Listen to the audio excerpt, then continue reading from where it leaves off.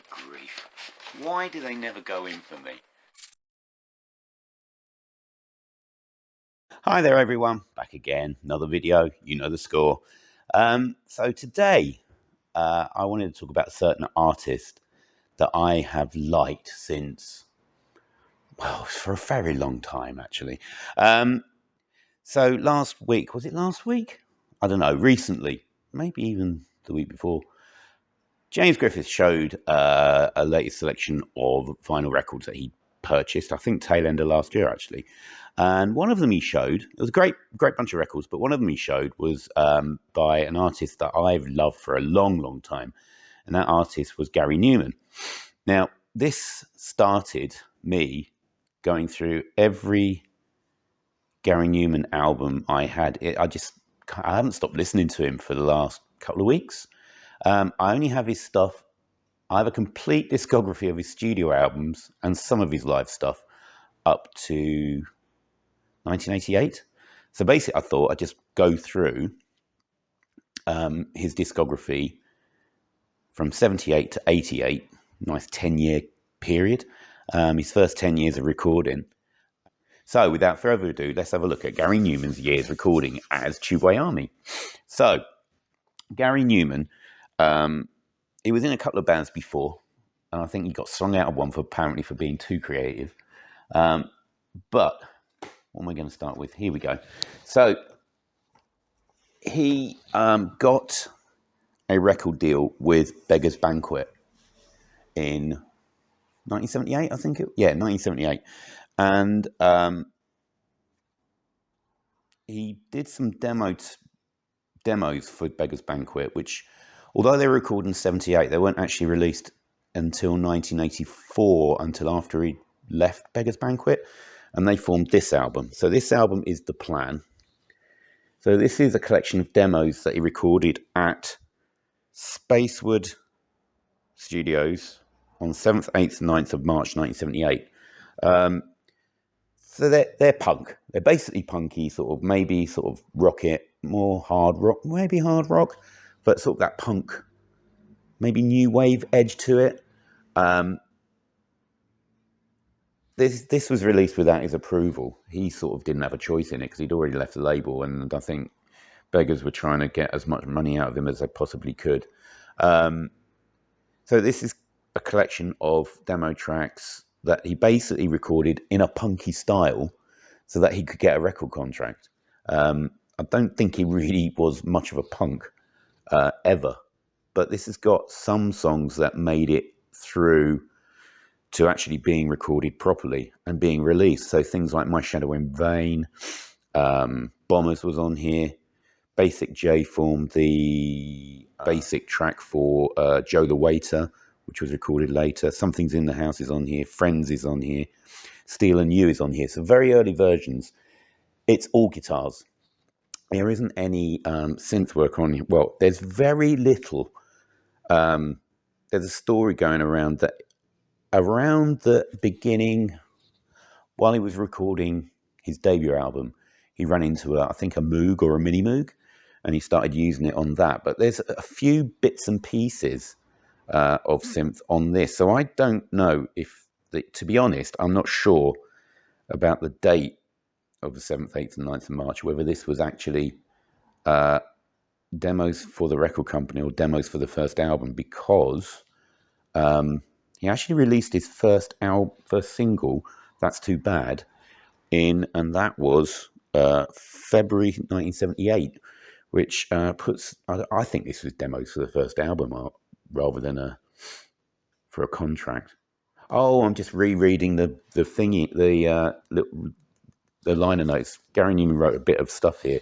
Basically, the songs he wrote to get a contract, but these would give the record company, I think he'd already signed at this point, to give the record company a rough idea of what kind of stuff he had, apart from That's Too Bad, which was his first single, which was basic now punk track, really. Not that remarkable, to be honest. I mean, it's good. I like it.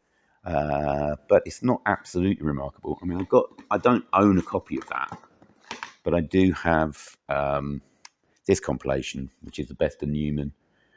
78 to 83, which has got a lot of the obscure, some of the obscure tracks on, and That's Too Bad's on here. It's a good punky track. So yeah, so that's what he released. That's what he recorded as, I think these are album demos, to be honest. Some of the tracks made it, some of them were changed. Basic J was fairly different. There's different, I think Bombers is fairly similar. Friends is different, I think. Steel and You is fairly similar. So that was that one. Then, as I said, he released That's Too Bad in February 78. And then he followed that up with, I don't have all of the Numan's Tubeway Army singles. I've got some of them, but I didn't really collect the singles. It's only if I ran into them, because I was basically buying albums, to be honest. But I do have a copy in the wrong sleeve. And I'll try and put a picture up of what it actually looks like here somewhere. So we've got, there's Bombers on the Beggars label. So this was released in, when was this? This was released in July 78. So this is, there it is, Bombers. And a couple of good, more punky songs, I think. So, and on the B-side are songs Blue Eyes and OD Receiver, which are both good songs. Both good songs. It's always worth investigating Numan's B-sides. They always seem to have a few gems on there, to be honest. That's really cool. One thing that Bombers really reminds me of, and it's probably a cliche to say that he was inspired by Bowie. I mean, it's fairly obvious he was. Bowie, Kraftwerk, and the other sort of the other early electronic pioneers. But Bombers just reeks of Panic in Detroit to me. I mean, it's a story of a either terrorist or it's a World War II air raid. I've never quite made my mind up which one it was. But there's it's very much panic in a city. I mean, Panic in Detroit references silent cars that sleep at traffic lights, and there's a policeman sitting in the back of a Ford crying on this one. So I think it was influenced by Bowie there. So then, in this was November 78, he released his debut album, and it was originally released in a limited edition of 5,000 on blue vinyl with a different cover. Again, I'll try and put the picture up, I think. Didn't seem to create much of a fuss. It sold out the 5,000, but then it was re-released later when he was having his mainstream success with this cover. So this is the cover I think that most people know. So this is the debut Tubeway Army. This picture of Numan was actually an ink or line drawing from the That's Too Bad single cover. Was it That's Too Bad or Bombers? I don't know. It's one of the two anyway. And I'll put that out. So this was definitely a band. This was Gary Numan, Jeff Lydiard, and Paul Gardner who recorded this. And this is a really good debut album. I love this album. Things like Listen to the Sirens, My Shadow in Vain is brilliant. The Life Machine is quite gobsmacking, actually. It's a tale of somebody in a coma watching the people fail to save him. Something's in the House, Every Day I Die. Steel and You is about, this is where his kind of interest in androids and robots that was really taken up on the follow-up album comes in. Are You Real? So the sound on this it's still very punky, still quite heavy. You've got things like Joe the Waiter, which is actually acoustic based. You've still got drums and bass in there, but the actual guitar is an acoustic. Most of it's guitar heavy, but towards the end of the album, you've got things like the Dream Police, Joe the Waiter, and Zero Bars, which is fantastic. Which are they've got a much more prominent use of synth on there. There's a picture of Mr. Webb. Yeah, Gary Numan wasn't actually his first nom de plume, because on the Bombers single, if you look at the writing credits, it's actually written by Valerian, So this was, I'm not sure where he got Valerian from, but that was the first pseudonym that he actually got. And then he actually took Gary Numan as a stage name before the first album came out.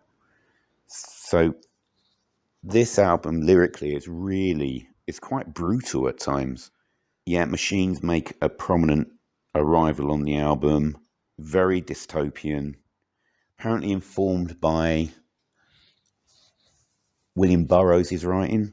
I think there's a lyric on here somewhere that references, or it's taken directly from one of his books.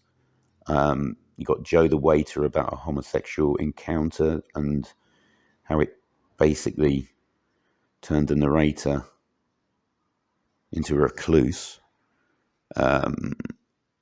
Jack Burrows says, "What you doing?" "Oh, me, I'm going home. Oh, what a shame." Very alienated, very isolated.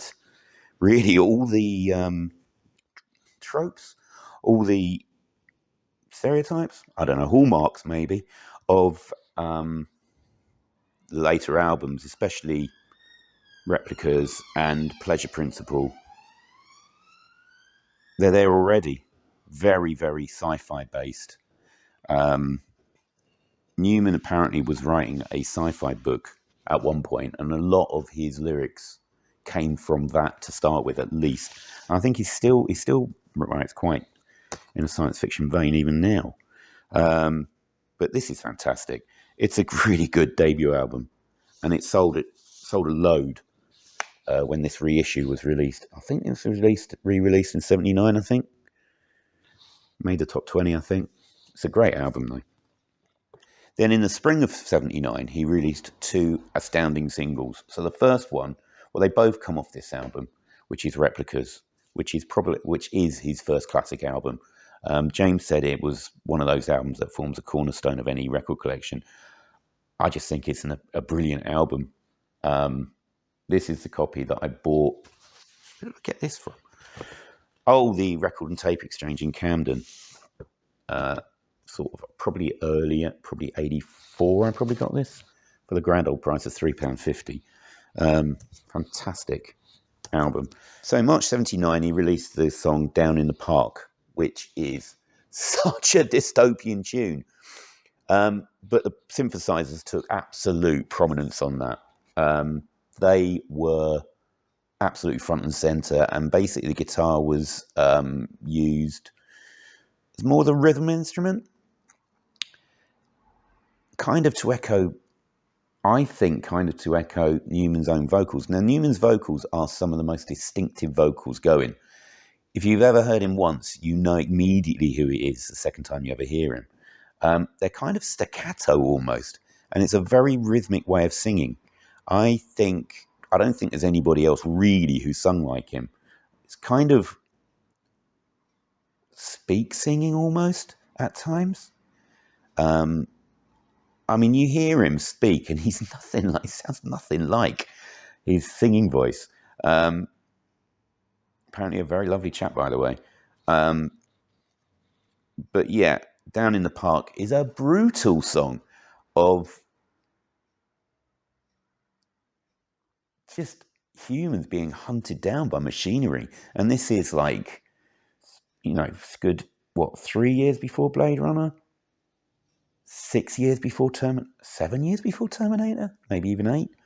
All that kind of dystopian future machine. So this is, as a whole, the album is really informed by Ballard, J.G. Ballard, his writing, and also Philip K. Dick, who of course wrote "Do Androids Dream of Electric Sheep," which became Blade Runner, which is apparently his favourite film. While it's not a concept album, there is a definite theme running through it of running from technology, being dependent on it, but being afraid of it at the same time, along with the alienation of life and utter isolation and dependence on machines. So then, Down in the Park was released in March 79, and this was released a month after. This is, yeah, a truly terrific album. So we've had Mac Men, or Mac Man, more Killing Machines. You've got Me a Disconnect from You, which is, well, the title says it all, really. Things like Replicas, which was used to describe the androids that he was encountering in these songs. And of course, it includes Our Friends Electric, which must be one of the truly great #1 songs of all time. It's one of my favourites. Absolutely adore Our Friends Electric. It is just so evocative. Doesn't have a chorus at all. It relies on its synth riff. That absolutely incredible song. And for that to go to #1 is quite astounding, really. So this is a brilliant album from start to finish. Cold, but kind of addictive. Absolutely brilliant from start to finish. Dystopian nightmare vision. So that was Replicas. That was released in April 79. Our Friends Electric was released in, I think it was July, May 79. And that began a long, slow ascent to #1. And Replicas followed it, I think, just afterwards. Now, he did also record a couple of Peel sessions, and I do have a cassette of those. So he recorded 2 Peel sessions.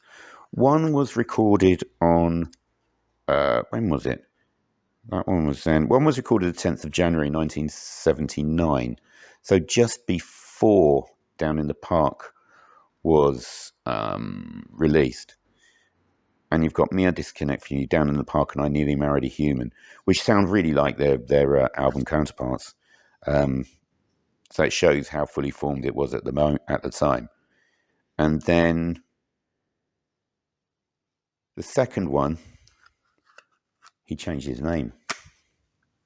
Became Gary Numan, took centre stage, and that was the first time that anybody had ever heard Cars. So more on that, hopefully, soon. So that's my impression of Tubeway Army. These records I listened to over and over again. I had all of these when I was a kid, when I was in my teens, early teens as well. Love them all. I think I got the CD a bit late. Well, obviously I got I think this was released in 93 when Cars was a hit again. So I only heard some of the tracks off there, but I've heard that. I've had that for years as well. So I should be back again soon with a video looking at Gary Numan's possible golden years, well, his most successful years anyway, before a seeming long, slow decline throughout the rest of the decade, which was really unfair, to be honest. But anyway, that's for another time. Thanks, everybody, for watching. Hope you enjoyed the video. Hope it's made you go and investigate him for the first time. Investigate Tubeway Army if you haven't, or dig those records out if you do have them. But thanks very much, everybody, and I'll see you again soon. Bye.